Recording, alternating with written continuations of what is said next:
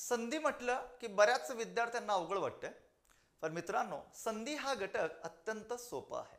संधीचे मुख्य प्रकार सर्वांना माहिती आहे, दोन आहेत. एक संस्कृतमधून निर्माण झालेली संधी आणि एक मराठीतून निर्माण झालेली संधी.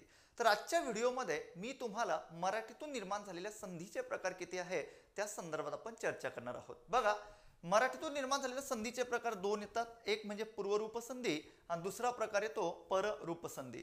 आता पूर्वरूप संधीमध्ये काय असतं तर विग्रह करून दिलेल्या पहिल्या शब्दातील शेवटचा स्वर जशाच्या तसा राहतो आणि दुसऱ्या शब्दातील पहिल्या स्वराचा लोप होतो. आता पलीकडं आपण पुढं काही उदाहरणं घेतलेली आहेत. बघा, इथं उदाहरणांचा विग्रह करून दिलेला आहे, बरोबर का. त्याची जोडणी आपल्याला करायची आहे. बघा, आता पहिला शब्द आहे खिडकी, बरोबर, हा पहिला शब्द आहे.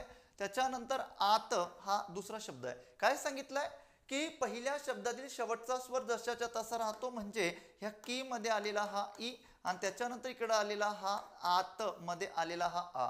पहिला स्वर जशाच्या तसा राहतो, दुसऱ्या स्वराचा लोप होतो. मग दुसऱ्या स्वराचा लोप झाल्यानंतर दिलेल्या शब्दाची जोडणी कशा पद्धतीने होणार, कोणत्या दोन वर्णांची संधी, म्हणजे एक वर्ण तर त्या ठिकाणी किंवा एक स्वर त्या ठिकाणी लोप झाला, म्हणजे आता उरलेले अक्षर किती आहे बघा, खी ड की आणि आ गेला तर त, अशा पद्धतीने दिलेल्या शब्दाची जोडणी झाली.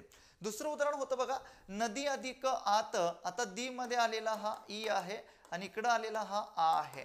पहिल्या स्वर जसा तसा राहणार, दुसऱ्याचा लोप होणार, म्हणजे न दी त, अशा पद्धतीने दिलेल्या शब्दाची जोडणी होणार. ही होती पूर्वरूप संधी. दुसरा प्रकार आहे मित्रांनो बघा, पररूप संधी. विग्रह करून दिलेल्या शब्दातील पहिल्या स्वराचा लोप होतो, दुसऱ्या शब्दातील स्वर जशाच्या तसा राहतो. बघा, आता न अधिक उमजे. आता इथं बघा, न मध्ये आलेला हा अ स्वर आहे, त्याच्यानंतर इकडं हा उ आहे. काय सांगितलं, पहिल्या स्वराचा लोप होतो, पहिल्याचा लोप झाला, हा जो उ आहे तो न मध्ये समाविष्ट झाला, म्हणजे दिलेल्या शब्दाची जोडणी होणार नु म जे. त्यानंतर कर अधिक उन.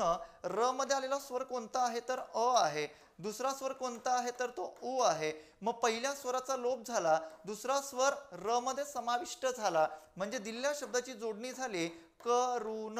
अशा पद्धतीने मराठीतील दोन संधीचे प्रकार, एक पूर्वरूप आणि एक पररूप. अशा नवनवीन माहितीसाठी आपलं यूट्यूब चॅनल सर्वांनी सबस्क्राईब करा. सर्वांना धन्यवाद.